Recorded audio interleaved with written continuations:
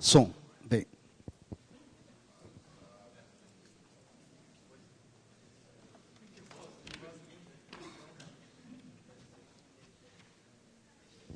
Olá, deixar só a moça colocar ali os slides ali, porque eu trouxe o adaptador, mas na verdade não trouxe, então, do HDMI para o VGA ali. Esqueci.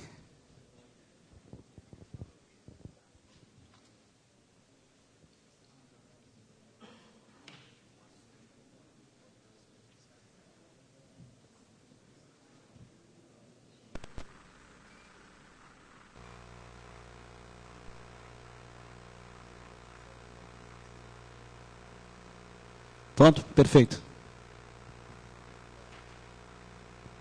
Então tá, pessoal.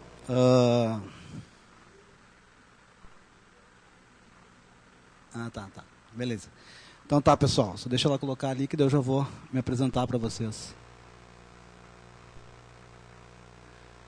Certo. Vou deixar aí por enquanto. Bom, essa palestra aqui, na verdade, é meio que contar uma experiência minha, ou várias experiências de 17 FISLs, né? Então, eu estou no 17º FISL aí como participante, né? Também já fui palestrante de outros eventos. No FISL é a primeira vez, na verdade, que eu estou dando uma palestra. Já tinha submetido algumas vezes, mas não tinha sido aprovado. Submeti sobre outros assuntos. Na verdade, eu falava hoje mais de desktop mesmo, sem querer influenciar na escolha de ninguém para alguma distro, tá? A gente vai ver mais na sequência aí que todas têm prós e contras. Essa é a ideia. Apesar de eu ser profissional Linux também, trabalho na área de tecnologia há bastante tempo, né? Como eu falei antes, vou pixelar aqui muito mais sobre desktop do que outra coisa, tá? Também não vou entrar no detalhe de como se instala cada distribuição, como não se instala. Na verdade, é um overview das coisas que eu usei, tá? Só deixa eu passar ali, pode passar, por favor. Bom, quem eu sou, né? Meu nome é eu, já estou falando, é Marcos Vieira, na verdade. Eu participei de todas as edições do FISL, desde a primeira em 2000. Alguém aqui participou da primeira edição do FISL? Aí, tem mais gente aí. Na URGS, quando veio o Richard Stallman e tal. Né? Então, desde lá me envolvi um pouco com Linux, já trabalhava com informática há muito tempo, aí, algum tempo, né? Fui estudante aqui da URGS também, ciência da computação. Né? E fui me envolvendo com Linux desde então. Né? Participei de todas as edições do FISL aí, desde o primeiro, como já tinha falado antes. Palestro também em alguns outros eventos, tá? Como o Solisc, que é de Santa Catarina, um evento bem legal que tinha lá e agora não está ocorrendo mais, uns anos para cá, tá? Que é um evento no nível do FISL assim também, um pouco menor, a estrutura e tudo, mas é bem legal, já participei algumas vezes lá. O FliSol, que é o Festival de Instalação de Software Livre, que ocorre em várias cidades do mundo, é um evento bem legal também. Participei das edições de Porto Alegre, de Novo Hamburgo, né? E também, além desses aí, o TIE Linux, que é um grupo de usuários que vocês devem conhecer, que é daqui do Rio Grande do Sul, né? Sou de Porto Alegre, né? Me apresentando, né? O TIE Linux é um grupo de usuários que organiza vários eventos aí, em todas as cidades do Rio Grande do Sul. O Leonardo Vaz, que não está aqui agora, que é meu amigo pessoal também, é o organizador, criador da ideia do TIE Linux. E é um grupo de usuários onde a gente se organiza meio que itinerante aí, e cada pessoa de uma cidade faz a sua palestra, né? Monta a sua grade de palestras. E se vocês quiserem participar do TIE Linux, eu fico um incentivo para vocês. Quem gosta de Linux ainda não é participante lá do grupo. Na verdade, é uma lista que tem, né, de usuários onde a gente troca informações o ano inteiro e também faz esses eventos. Tá? Atualmente, eu trabalho na empresa Trilayer Tecnologia, tá? Que é uma empresa aqui, uma startup, vamos dizer assim, de Porto Alegre, ligada mais na área de produtos da Atlassian. O pessoal conhece o Gira, aí, conhece o Confluence, essas ferramentas da Atlassian aí. A gente dá suporte e implementa essas soluções, revende licenças dessas ferramentas da Atlassian. Então, tem todo um ecossistema de Linux por baixo para rodar isso aí, de PostgreSQL. Então, a gente trabalha dentro dessa ideia aí. Tá? Além disso, também eu trabalhei já sou ligado bastante à distribuição Fedora. Como eu já falei, eu usei várias, vou mostrar todas que eu usei, vou falar um pouco da minha experiência boa e ruim com cada uma delas. Eu sou ligado na distribuição Fedora como embaixador da América Latina aí, hoje existem 58 embaixadores em toda a América Latina, né? Então é um grupo só de embaixadores que são pessoas que divulgam Fedora, também palestram sobre Fedora, se envolvem, né? Lá tem também, além de embaixadores, tem os pessoas que são os programadores, as pessoas que criam a arte, e é tudo que é geralmente uma lista bastante grande, tá? Bastante interessante, se vocês quiserem participar. O site não vai entrar no detalhe, assim, mas lá no site do Fedora tem, vocês podem participar, pode se inscrever para ser embaixador, se quiserem também. Vocês vão ter um mentor, que é uma pessoa como eu, ou outro mentor lá que vai guiar vocês, até vocês serem aprovados para poderem ser embaixadores do projeto. Tá? Então é isso, pode passar o segundo, por favor. Bom, antes de começar no desktop, ainda continuando mais um pouco aí, a minha vida ali como profissional Linux, então desde o primeiro FIS eu me interessei por Linux, já trabalhava com TI, na verdade tirando vírus das pessoas, instalando até o Windows, né, ganhando dinheiro, tinha um anúncio no jornal lá, e deu para pagar a faculdade com isso, né, prestava suporte, daí fui para o primeiro FIS em 2000, acabei conhecendo a ideia de software livre, já tinha até adquirido o Linux um pouco antes, né, tinha ido numa feira do livro, que quem é de Porto Rio Grande do Sul deve conhecer, é um evento que tem aqui em Porto Alegre.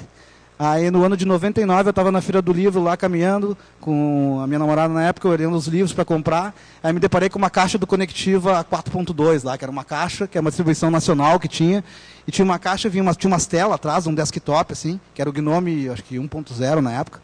Não é nem o Gnome Shell que vocês conhecem hoje, né, que eu conheço também, mas era o Gnome 1.0 na época, e tinha umas telas e dizia, sistema operacional para instalar no computador. Né?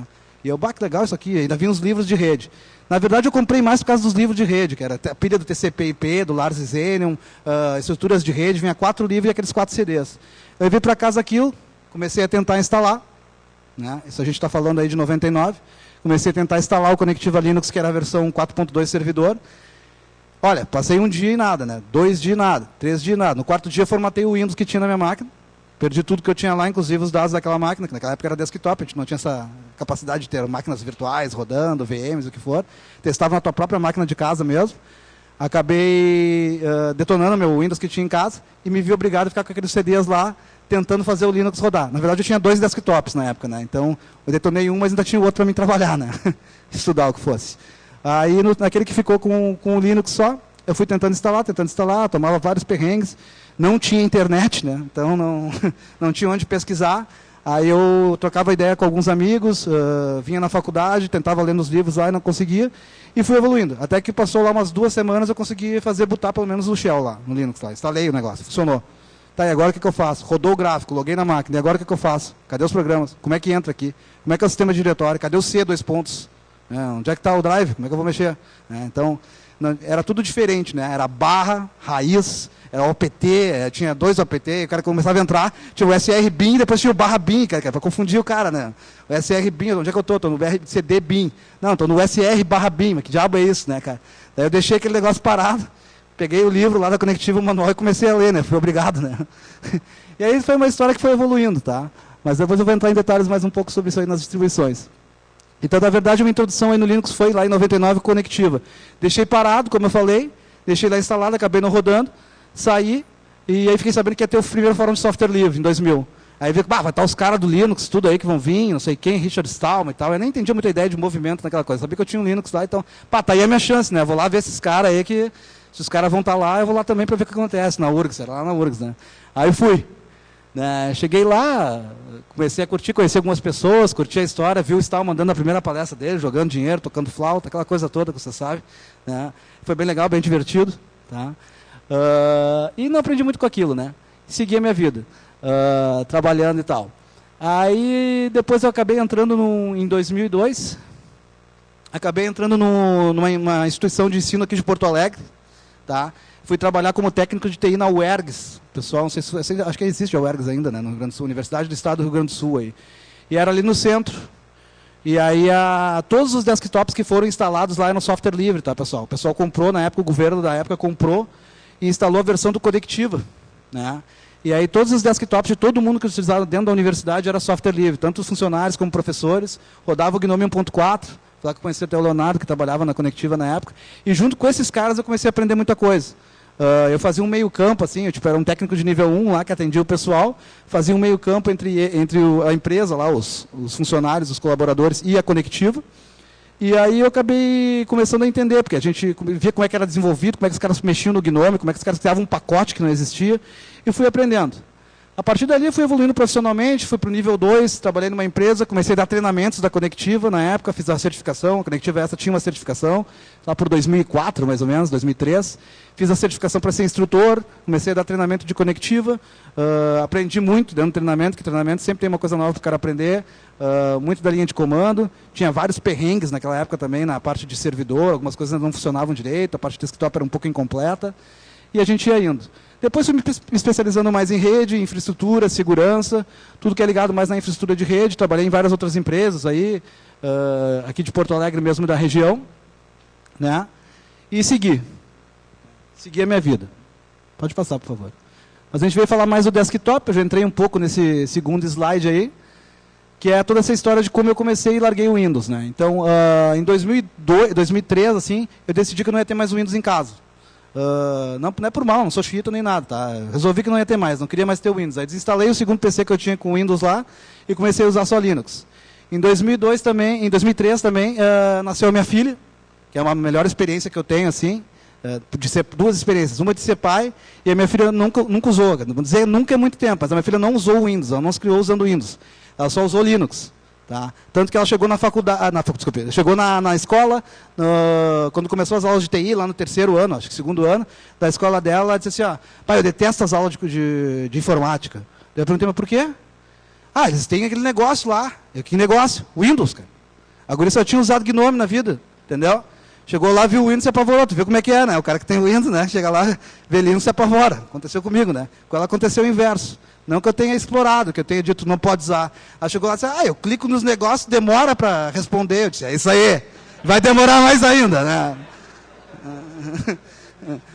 Eu acho um saco aquilo. Até já falei lá que nós usamos outros negócios. Ficaram tudo me olhando. Tipo, louco, né? Que negócio tu usa, né? Aí está, seguindo, né, pessoal? Bom, isso é verdade, tá? Acabei utilizando outras distribuições, saí do Conectiva, fui para o Red Hat Linux 7.0, coloquei ele não é o Enterprise, para quem é mais novo, né? Para quem não conhece, a Red Hat, ela tinha a distribuição Linux dela, que era a mesma para desktop e servidor. Ela começou lá, eu peguei na versão 6.2, mas deve ter começado em um dia na 1.0. E ela foi até a versão 9, usando o Red Hat Linux, que era a mesma versão que tu tinha com GNOME lá, padrão, que tu instalava em servidores.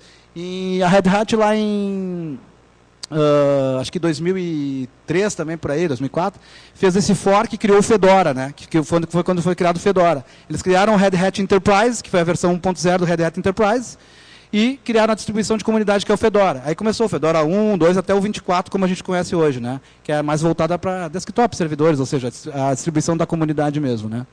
Utilizei em uma época também o Mandrake Linux, que eu acho que a maioria não deve conhecer aqui, que foi até a empresa, é uma distribuição francesa, tá? Que foi até a empresa que depois se juntou com a Conectiva, isso vocês já devem saber, e criou lá o Mandriva, né? Que a Conectiva foi comprada por essa distribuição francesa aí, e surgiu o Mandriva. Usei por bastante tempo o Mandrake, na época, a gente está falando lá de 2000 e pouco, o Mandrake era uma distribuição que tinha bastante integração com hardware, tá? Não sei que os caras mexiam no kernel deles lá, mas assim, a placa de vídeo na época, as que tinha na época, o Mandrake tu conseguia botar melhor resolução. O Mandrake ele era um pouco mais polido em relação ao desktop, quase como um Ubuntu. Hoje a ideia era bem foco de usuário já, nem que os outros não fossem, tá?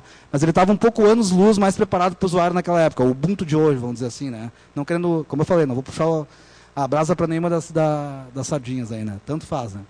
Tá? E aí, comecei a utilizar Mandrake, trabalhava lá com esses caras lá da UERGS lá, e conhecia um monte de cara, e os caras às vezes folgavam em mim, cara. Os caras chegavam e diziam, mas tu usa Mandrake, tu usa... Aqui os caras bons só usam Slackware. Quem é mais antigo deve conhecer. Tem que compilar no braço, tem que usar Slackware, porque Slackware é o troço. Slackware, pá! Aí o Léo aí, que tá aí da Conectiva, folgava. O que mais folgava em mim, na verdade, é o Léo. E aí tá. Aí um dia eu disse, me irritei com aquele troço, eu já tinha internet em casa, um fim de semana chuvoso, que não tinha nada para fazer. Dei uma pesquisada lá e descobri que tinha um tal de Gentoo, cara. Tá, isso aqui é foda, isso não tem nem instalador. Eu disse, agora eu me vingo desses caras. Leva 200 anos para compilar e instalar. Vamos tentar. Fui lá, cara, entrei no site do Gentoo, baixei o Gentoo e comecei a tentar instalar numa máquina lá. Instalei, acho que passou 2, já tinha uma experiência maior, instalei. Só que o problema na época de instalar o Gentoo, quem conhece o Gentoo Linux sabe que é uma distribuição que demora, né? Ela demora para instalar, tudo é compilado a partir do código-fonte, lá tem um gerenciador lá, vou falar mais daqui a pouco dele aí, que vai ter a parte de distribuição dele. Então tinha um certo tempo, daí eu botei ali, instalando Gentoo, leva um tempo. Compilando os pacotes, mais um tempo, pensa num tempo. Utilizando Gentoo, é coisa para quem não é casado, tá? Não tem família, tá? Porque é coisa complicada, tá? Contar só uma história. Aí eu comecei a namorar, usava já Gentoo, convidei minha esposa para ver, minha atual esposa, que era minha namorada na época, para ver um filme, só que eu tinha feito uma atualização um dia antes, né? Do M-Player, compilei tudo, instalei tudo, tá. Nem testei, deixei fazendo a noite inteira, que levava a noite inteira compilando sozinho, né? Era legal, tu olhava, não deu pau, não deu erro, né? Na compilação. Tava legal o negócio, tava lá. E me lembrei do gameplay, que estava junto na instalação. Daí de noite vamos ver um filme, aquela coisa toda, né? Tudo tranquilo. Peraí que eu vou rodar o filme. Pau no gameplay. Pá, eu acho que compilou errado, deu um pau na GCC, a flag estava errada. Peraí, e é o quê? Que flag? Dá o play aí, vamos ver o filme, pô. Não, mas é a flag. Cara, peraí que eu vou ver se tem uma atualização. Vou ver se tem um bug fix para isso lá no site do Gentoo. Cara, corria lá. Quando terminei, cara, corrigi, né, cara? 3 da manhã, a guria dormindo do lado, né? E agora vamos ver o quê? Não, amanhã, sei lá quando, né? Ainda tô com ela ainda, que pareça. Tá? Acabei continuando nisso, né? E fundei lá por 2004 lá o grupo de usuários do Gentoo BR, tá? Eu e um cara o Angus, que é um cara não é o do ACDC, óbvio, né? É o nickname do cara. Eu e o Angus, é um cara de Blumenau, né? A gente resolveu se conhecer pela internet, falava direto. A gente veio se conhecer fisicamente, depois não fiz aqui um dia aí. E a gente resolveu fundar um grupo de Gentoo BR. Criamos um site, tudo, registramos um .org lá. Falei com o Daniel Robbins por e-mail, que é o criador do Gentoo. E foi indo. A gente conheceu uma galera, foi bem legal, foi divertido. Era um bando de maluco. E o resultado é que pararam de me zoar lá na UX. Não, cara, aqui usa Gentoo, né? Aqui usa Gentoo. Bobagem. Pode seguir, por favor. Aí tá, eu vim para saber, né? Afinal, qual é a melhor distribuição? Pode passar. Todas têm vantagem e desvantagem. Na verdade, a distribuição é o seguinte, cara. Tudo tem uma parte boa e uma parte ruim. Não vou puxar a sardinha de nenhuma distribuição. Gosto ali do Gentoo, não uso mais hoje, não estou usando mais diretamente. Vou falar um pouco de cada uma ali. Pode passar. É o famigerado e bom Slackware, tá? Só um detalhe, eu quero fazer uma observação. No caso do Slackware aqui até não serve, depois eu vou fazer. Né? Eu vou mostrar uns comandos ali de instalação de cada distribuição. E o pacote, na verdade, não existe. Eu botei o nome de cada criador, tá? Só para entender ali. Porque eu botei não tem como botar o nome do pacote ali, eu botei lá um Patrick Volkerding, que é o cara que criou o Slackware, tá? O Slackware, para quem não sabe, falando um pouco dele, entrando um pouco no assunto, o Slackware foi a primeira distribuição Linux que surgiu. O Slackware que criou o conceito de distribuição. Isso em 94, tá? 94, 95. Então, o Slackware foi realmente a primeira distribuição Linux, tá? Até antes da própria Red Hat. A Red Hat depois que veio a criar o seu Linux, a sua distribuição, assim como se diz, né? Já estavam trabalhando nisso, mas não tinha ainda. O Slackware até hoje é praticamente mantido por esse cara aí, o Patrick. Ele é um cara que é uma distribuição, não é simples para usuários, para quem está começando, tá? Mas é uma distribuição bem legal. Ela também é compilada, ela não tem um sistema oficial de pacotes, vamos dizer assim. Ela tem o Slack PKG, que é um gerenciador, mas não é um sistema oficial de pacotes. Ela é uma distribuição assim, voltada mais para o usuário experiente, realmente. Já era desde aquela época e continua, tá? De Pro, ela tem isso, assim, de parte legal, eu acho. É uma distribuição que realmente tem que entender o que tu está fazendo para te poder dar sequência. Tu vai ter que te esforçar um pouco mais e, em consequência, tu vai aprender muito mais. Eu acho que, às vezes, quando as coisas... Claro, foco de cada um. Eu não quero aprender Linux, eu quero usar Linux. É outra história. Então vai para um outro, vai para o Ubuntu, vai para o Fedora, vai para alguma coisa que já vem mais pronta, né? Para quem é da área de TI, quer aprender, quer saber como as coisas realmente funcionam, é uma boa distribuição, tá? Ela tem de contra isso, é mantida apenas por um cara, esse cara até teve doente há 4 anos atrás, aí o pessoal fez uma campanha, até via internet para ajudar ele, graças a Deus ele se recuperou, está vivo e tudo, mas ele é um cara que a gente fala de distribuição de um mantenedor só, praticamente ele é o cara que mantém isso sozinho, tá? Ele não traz há um tempo atrás, até por questão de ser só ele que faz a distribuição, ele mesmo cortou os pacotes do Gnome, quando surgiu o Gnome Shell, tá? Uma curiosidade assim, porque ele não conseguia manter, porque o Gnome tem lá 160 e poucos pacotes, o Gnome Shell traz, e ele não conseguia manter isso, ou seja, ele não conseguia compilar isso e botar dentro da distribuição dele para criar a versão de instalação do Slackware.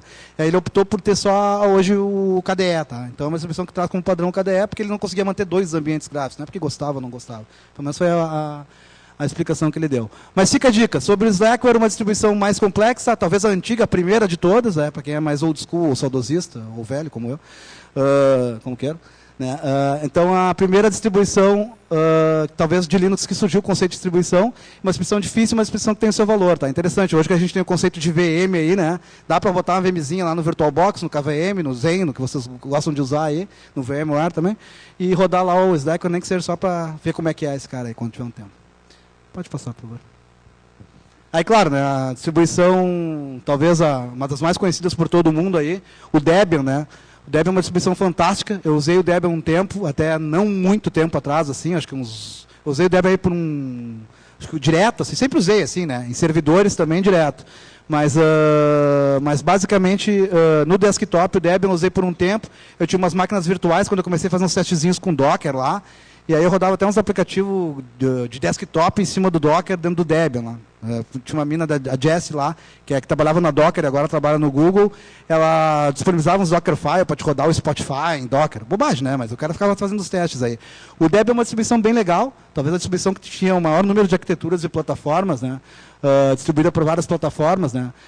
Traz o conceito do apt-get. Para quem não sabe, o mundo de distribuição ele é um pouco dividido entre Red Hat-like, né? Ou seja, as baseadas em RPM, as que são baseadas em Debian, como o Ubuntu é. O Ubuntu é uma distribuição totalmente baseada em Debian, né? Assim como o Linux Mint, por exemplo, que não está aí, porque eu até usei muito pouco o Linux Mint, tá? Mas é uma distribuição baseada em Debian. Cabe citar o detalhe do Linux Mint, que tem uma coisa, né?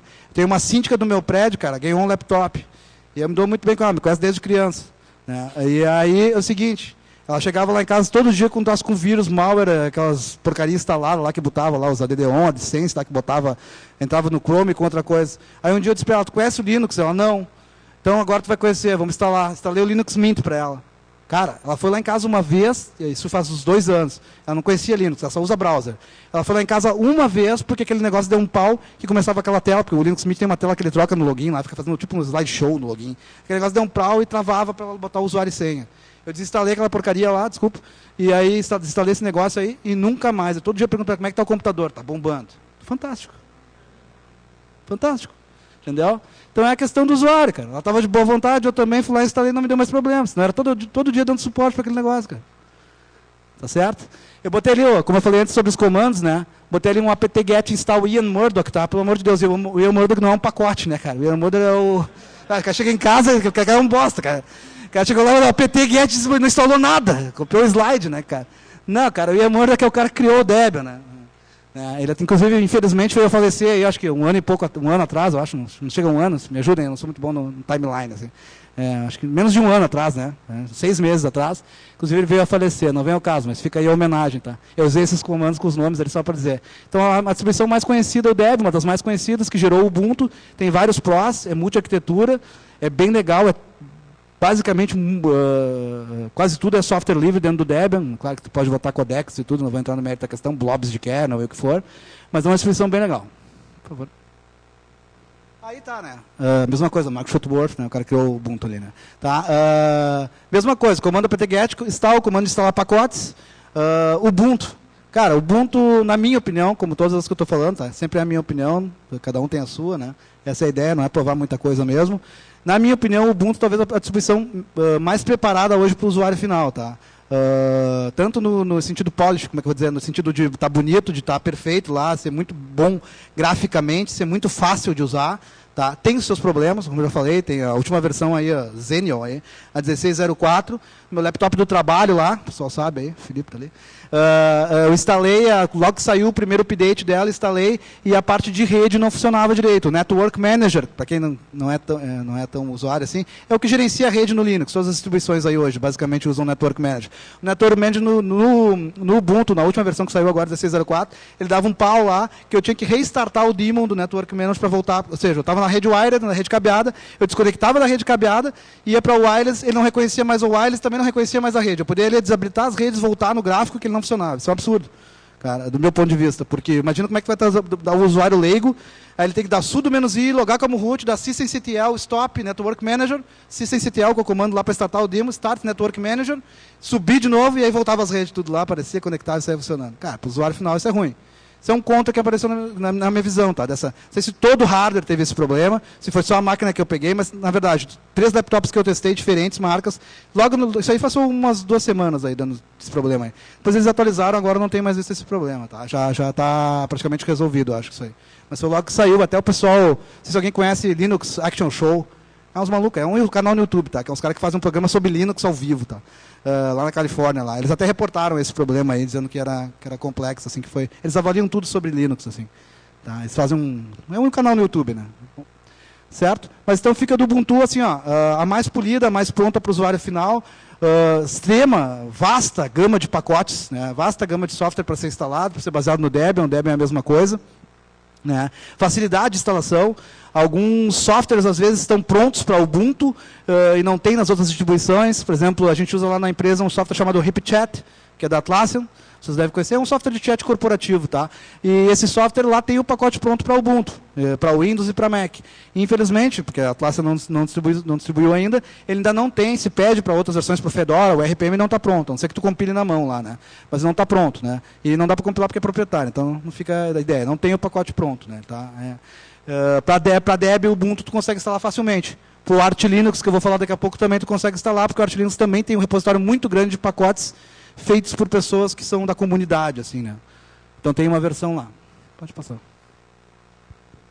Bom, seguindo a mesma linha, né? DNF install, para quem não está tão acostumado com o Fedora, nas últimas 2 versões aí, acho que das 3 versões, da 22 para cá, eles introduziram um novo gerenciador de pacotes, sistema para gerenciar pacotes, que é o DNF, que é o antigo YAM, né? YUM, que dava o YAM update, YAM install, e instalava os pacotes. Agora estão usando o DNF, que basicamente usa metapackage, não vou entrar muito no detalhe técnico, eu sei que é desktop, tá? Vou me espraiando e vou. Então é uma distribuição fantástica o Fedora, tá? Pelo ponto de vista de, principalmente por eu ter participado, ainda participo um pouco, não tão ativamente hoje, como embaixador do Fedora, mas assim, ó, se tu te inscrever em todas as listas do Fedora, se tiver tempo para isso, e acompanhar tudo, o que eu acho mais legal do Fedora, não só a distribuição, o desktop, o uso em si, que é bem fácil também, ela usa o GNOME Shell como padrão, o que é legal lá do Fedora, um pouco diferencial de outras distros que eu já usei, é que tu participa ativamente de todo o ciclo de desenvolvimento. Eles mostram tudo. Saiu a versão 24 agora, começa a versão 25, em todas as listas é debatido detalhe a detalhe. Eles chegam a chegar no nível de dizer assim, ó, Fedora vai sair a versão beta, go, não go, vai, não vai, né? Vai sair ou não vai sair, vota, o cara interage, o cara acha bug. Então é tudo muito assim, ó, muito especificado em listas, tá? Eles botam cada detalhe do roadmap lá de desenvolvimento da distribuição, e para quem curte, para quem quer se envolver com o Linux, talvez seja um grande diferencial do Fedora, na minha opinião, tá? O outro que ele é baseado em Red Hat, é uma distribuição também simples, vem do mundo RPM-like ali, né? Não é tão, vamos dizer assim, bonito ou caprichado para o desktop como é o Ubuntu, mas você pode customizar ele com o Gnome. O Gnome Shell é o padrão dele, mas vocês podem instalar KDE, ele tem os spins lá, né? Tem as versões, então você pode baixar ele com KDE, assim como o Ubuntu, né? Pode baixar com Xubuntu, não estou entrando muito no detalhe do aplicativo, da interface gráfica que você vai usar, né? Estou dizendo mais a distribuição mesmo, né? E você tem lá, então, Gnome, né, como padrão. Você pode lá configurar ele, customizar ele, vai ficar tão bonito quanto ou igual ao Ubuntu, por exemplo, na questão de visualização, de parte gráfica. Tem uma gama bastante grande assim, de pacotes também, dificilmente não vai encontrar algum pacote dos principais softwares para a Fedora, tá? Então, uma grande distribuição, fica a dica aí. De contra, assim, eu não vejo grandes motivos assim para ser contra de praticamente nenhuma delas, né? Mas no caso do Fedora, assim, talvez seja a questão de também ser um pouco grande, trazer muitos pacotes, às vezes, instalar coisas desnecessárias, né? Às vezes ele é muito pesado, né? Para quem tem máquina um pouco mais antiga ou máquina um pouco menor, isso para o usuário inicial, né? Para quem é mais usuário antigo, já consegue ir lá e customizar isso, tirar o Gnome, botar o i3, tirar o Gnome, botar o XFCE no desktop. Mas para quem é usuário que está começando, que talvez seja o foco agora um pouco, é um pouco complicado de entender a quantidade, a gama de pacotes que tem, o que pode ser removido, às vezes pode quebrar alguma coisa, né? No Fedora é um pouco mais complexo isso. Mas tirando isso, é uma distribuição fantástica. Aí o Gentoo Linux, que eu já tinha falado um pouco no início, né, que é uma grande menina dos olhos para mim, na verdade, mas não estou puxando a sardinha, não uso mais hoje. Mas é uma distribuição fantástica. O Daniel Robbins é o mesmo sentido ali, né? O Daniel Robbins é o cara que criou o Gentoo, né? Então é uma distribuição difícil, tá? Talvez a considerada mais complexa para o usuário inicial, mas assim, ó, fica a dica para quem quer conhecer Linux a fundo, saber que se você instala o negócio não tem instalador, como eu falei, você vai no site, tem um Handbook, que é um manual, você lê aquele manual e começa a particionar, tá? Então não é para o usuário iniciante. Tá, mas você hoje, com o advento da VM, você pode ter qualquer outro Linux rodando na máquina, abre uma VM lá, do VirtualBox ou o que for, e pode brincar com isso, né? Baixa a ISO dele lá, ele vai botar, vai cair numa linha de comando, aí você vai no site, estuda, pega lá, e assim, ó, para quem quer aprender Linux, como as coisas realmente funcionam, é talvez a distribuição uma das mais interessantes, ele e o Arch Linux, tá? Porque você vai dar um LS lá e não sai colorido a listagem todo mundo sabe o que é LS, para listar diretórios, né, listar arquivos. Ele não sai colorido. Não sai colorido porque não é assim, o LS não é colorido. Ele tem que ter o parâmetro menos color. Isso só se você botar. Você tem que criar um alias lá, você vai saber porque que as coisas são feitas assim. Você vai botar o pendrive e não monta. Por que não monta? Porque tu disse que ninguém disse que tinha que montar, né? Tem que adicionar lá o GFS, o negócio para o usuário, para tu poder montar os arquivos. Aí tu vai saber por quê. Aí tu vai estudar, claro, é por isso que demora, né? Tu vai botar o MPlayer e não roda, né? Por quê? Porque tem que compilar de novo, você quer. Então, assim, ó, é casca grossa, mas tu vai saber por que as coisas realmente funcionam, tá? Tu vai botar o teu celular lá, e o celular, até, montava tudo que é USB, agora não monta o celular. Não monta, porque não tem suporte àquele tipo de dispositivo. Aí tu vai lá e compila o kernel. Sim, compila o kernel, sim, Gentoo tem que compilar o kernel. Tá? Um dos passos da instalação lá do Gentoo Linux é, você vai indo, chega no 7º passo lá, compilação de kernel. Tá? Tem um jeito lá de usar lá o GenKernel, que ele gera um kernel para você. Analisa todo o seu hardware e gera, praticamente configura o kernel para você, mas você vai ter que compilar. Tá? O kernel é compilado na mão. Tá? Então, claro, não é para usuário iniciante, mas para quem quer aprender, quem é da área de TI, fica a dica que é uma distribuição interessante para quem quer se expandir no Linux. Aí. Falando ali sobre o Daniel Robbins, aí tem o Funtoo também, né? Também usei. Usei por um tempo agora, tá mais em VM até, e não diretamente no meu desktop, no meu bare metal, no meu hardware mesmo ali, ou no meu outro laptop. É uma distribuição que foi criada pelo cara que criou o Gentoo. Tá? Aí só vale uma curiosidade, tá? O Daniel Robbins criou o Gentoo e foi trabalhar depois de um tempo, ele foi trabalhar na Microsoft. Não sei se você sabe dessa história aí, né? A Microsoft contratou o cara, depois de uns 4, 5 anos de distribuição, para ser Open Source Evangelist. O nome é bonito, né? O cara foi para lá, precisava pagar as contas, né? Foi trabalhar lá na Microsoft, ficou 6 meses, mais ou menos, eu acho, aí 5, 6 meses lá, pegou um dinheiro na Microsoft, né? E depois acabou saindo de lá, não sei por que razão, né? E como ele criou a comunidade do Gentoo, o cara criou e tinha vários caras. Ele deixou aquilo público, tá? O Gentoo na comunidade pública, não era dele. Ele apenas deixou, e claro, né, cara, foi trabalhar na Microsoft, Gentoo já é de coisa de chita, né? Quando ele voltou, os caras disseram assim, não, a gente não sei se a gente quer tu mais ajudando, contribuindo, a gente até quer, mas tu não é mais não tem um board aqui no negócio mais, né? Tu é como se fosse o Marcos lá contribuindo, entendeu? Agora mudou. Aí o cara ficou meio de cara lá, não sei o quê, e criou o Funtoo. Né? Ou seja, foi lá, pegou o Gentoo, lá, montou outra distribuição dele e criou o Funtoo. Então é uma outra distribuição que o cara tem agora. Ele saiu lá da Microsoft, não sei por que detalhes, tem uma outra empresa, tem um projeto além do Funtoo, e está trabalhando com a própria distribuição dele. Gentoo é parecido com o Funtoo, tá? Só muda alguns detalhes lá de como é a distribuição em si. Também bastante difícil de instalar, bem interessante, porque traz o Wayland, o gerenciador gráfico lá como padrão, já tenta trazer o Wayland pelo menos como padrão, não sei se funciona na prática, mas é uma distribuição também para usuários avançados.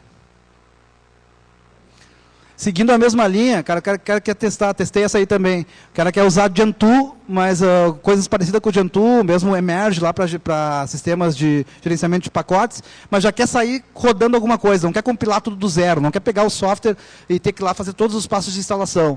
O cara pode testar esse cara aí. Ele já é um Gentoo, por baixo é um Gentoo, tá? Ele já vem pré-compilado, ele é bem trabalhado, a parte de desktop dele, a parte gráfica também.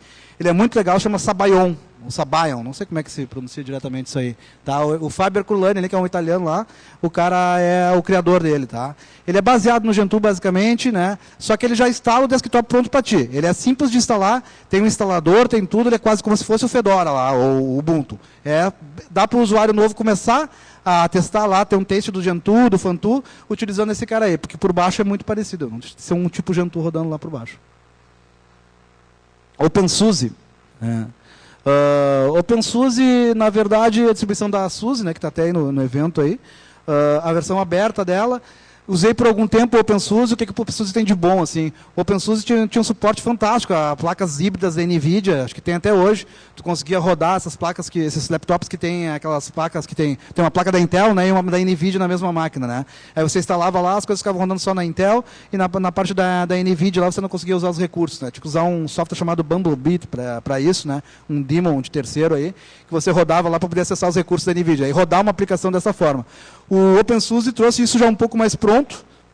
Ele era 100% compatível, bastante compatível com a parte da NVIDIA. Os caras devem ter feito um esforço grande ali, apesar do Linux não ser muito a favor, né? Deve ter feito um esforço grande na parte de adaptar isso para funcionar bem na parte da NVIDIA aí. Então a parte de instalação e utilização de recurso gráfico no desktop do OpenSUSE era muito boa, pelo que eu testei na época.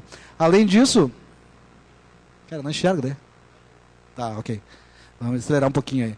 Além disso... o que eu vejo assim do OpenSUSE, também bastante trabalhado, tá? Fácil de usar, uma distribuição pronto. A SUSE faz um trabalho fantástico em relação a deixar a distribuição dela também muito próxima, ou quase igual à facilidade de uso, a qualidade gráfica, a beleza de desktop deles. E as coisas realmente funcionam. Tu pluga lá, tudo funciona, tudo sai. Não que nos outros não funcione, né? Os outros são mais difíceis, às vezes, deixar as coisas tão prontas, né? Então, uma distribuição muito legal. Eu acho que vale a pena também, quem está escolhendo ainda, ou quiser testar um pouco, testar o OpenSUSE. O Zipper Install, o Zipper ali é a instalação dos pacotes, eles usam esse gerenciador, tá? O comando é esse, na verdade, né? Assim como o Zipper estava com o apt, tá? O apt-get ou yum, né? É o comando de instalação, install, remove, é muito simples, né? Pode passar. Bom, Arch Linux, olha, também uma distribuição, vou considerar ela para usuários já avançados, tá? De médio porte avançados, uma distribuição excelente assim também. Ele não é tão complexo de instalar como o Gentoo, ele não compila as coisas na sua máquina, ele tem os pacotes prontos já, tá? Só que ele também permite um amplo leque de customização, tá? E ele tem tudo que é pacote. Ele tem o AUR lá, que é o gerenciador da comunidade lá, onde a comunidade bota os pacotes. O que não é desenvolvido pelo Arch é criado pela comunidade. Então, até que você tem o exemplo do RipChat, tem lá para o Arch Linux. Então, não consegui achar para o Fedora, mas tem para o Arch Linux. Então, tem muita coisa lá de software. Ele não é simples, tá? Mas ele também não chega a ser lá o Gentoo, o Funtoo, ou até talvez o Slacker lá. Ele é um pouco mais tranquilo de instalar. Também na instalação ele tem um live CD lá que você roda e cai na tela de modo texto, tá? Ele não tem gráfico também. Cai ali e você roda scripts. A única vantagem é que tu não tem que fazer as coisas dando os comandos e lendo um manual, tá? Tu tem que dar os comandos. Tu roda alguns scripts ali, alguns comandos tu tem que dar, tu tem que particionar o disco. De vantagem que eu vejo é que não precisa compilar o kernel vem pré-compilado, então, vamos dizer assim, ó, ele é amplamente customizável, é uma distro para quem é nível médio, avançado de usuário já, não é uma distro para quem está começando, mas quem quiser começar e se achar que tem skill, como eu sempre digo, pode começar por ela, tá? Mas é uma distro que vai fazer você aprender bastante, tá? O Jut Vinet é um cara que criou o Arch Linux. Na época, quando ele criou o Arch Linux, parece que ele tinha 16 ou 17 anos de idade. Já é uma distribuição que está há mais de 10 anos aí. Tá? Ele tem outros projetos também na internet e tal. E ele é totalmente comunidade. Tá? Não entrando no sentido que assim, não tem empresa por trás. Não é Ubuntu, não é Fedora. Ubuntu tem lá a Canonical por trás. Fedora tem, não que seja bom ou ruim, tá? Não é o caso. Mas lá tem a Canonical por trás do Ubuntu, tem a Red Hat por trás do Fedora. Também é como se fosse o Gentoo, a distribuição totalmente livre, só a comunidade tem, não tem uma empresa, tem empresas que se beneficiam. Essas distribuições, o Arch até não é o caso, mas o Gentoo, voltando um pouquinho, ele é muito utilizado em roteadores, quem usa lá DDWRT, essas coisas aí, às vezes a maioria são feitas em cima de Gentoo. System Rescue e CD, que é uma distribuição para restaurar a máquina, é um Gentoo, que é o Linux que está lá. Tá? Só para dizer, como são minimalistas, né, os caras usam para customizar, né, para criar outra distribuição em cima para um uso específico, assim como um CD de resgate de máquina, de disaster recovery, né, e coisas do gênero. Tá, e o cara veio até aqui. Quanto tempo ainda tem? 5? Não. Tá, estão chegando no final aí, mas o cara veio até aqui e não sabe qual é a melhor distribuição. Tá, mas afinal qual é a melhor distribuição? Eu vim para saber. Cara, pode passar.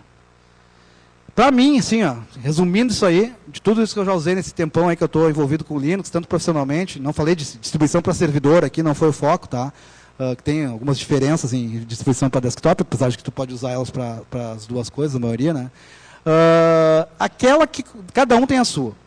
Aquela que tu se sentir mais confortável, aquela que quando tu senta na frente da tua distribuição, tu sabe quais são os comandos que tu vai dar. Tu sabe instalar, tu sabe remover pacotes, tu sabe resolver um pequeno bug que se der, tu customiza ela de melhor forma. Ou seja, na minha visão, cara, a melhor distribuição para uma pessoa é aquela que ela tem domínio da distribuição, aquela que ela sabe mais. Ou seja, não tem como saber. O que é bom para mim pode ser ruim para ti. Eu sou um usuário mais avançado, então eu gosto lá de Gentoo, de Arch Linux um pouco mais que as outras. Não que eu não use as outras, estou usando Ubuntu agora no meu desktop. Até 1 ano e meio eu estava usando nesse desktop só Arch Linux. Tá? Mas eu mudo, também mudo. De vez em quando eu dou uma trocada, boto um outro lá. Não é porque deu pau, não aconteceu nada. Eu que resolvi lá instalar uns pacotes, jogar para o meu HD lá que eu tenho lá em casa lá de backup e resolver usar um outro por um tempo. Então eu gosto de fazer isso. Tá? Dar uma variada, assim. Até para aprender um pouco de cada uma, ver como é que está e testar e tal. E ter um uso real disso, não só na VM, né? Então, voltando. A melhor distribuição, cara, é aquela que tu sente mais confortável. A que tu gosta. A que tu sabe, que tu estudou mais. Talvez que tu domine mais. Não tem como responder essa pergunta. Essa é a minha ideia. Eu quis trazer só a minha experiência. Como eu falei antes, a minha experiência. Se o cara ali acha que o Ubuntu é melhor, cara, para ele, se o Ubuntu é melhor, para mim satisfaz. É melhor. A minha síndica achava que o Windows era melhor, só conhecia aquilo, cara. Imagina, deu o Linux Mint para ela tá apaixonada, aquilo ali que é o bom. Ela acha, cara, deu, não dá pau, ela só joga paciência e navega na internet. Pô, para que mais que isso? Nada contra, né?